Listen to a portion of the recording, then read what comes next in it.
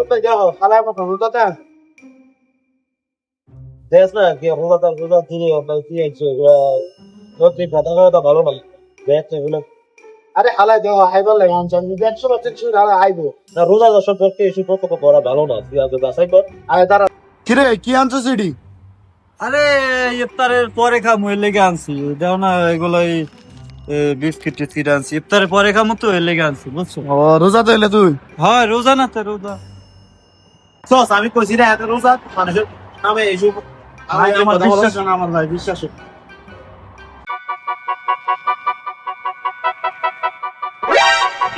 কিরে কি করস?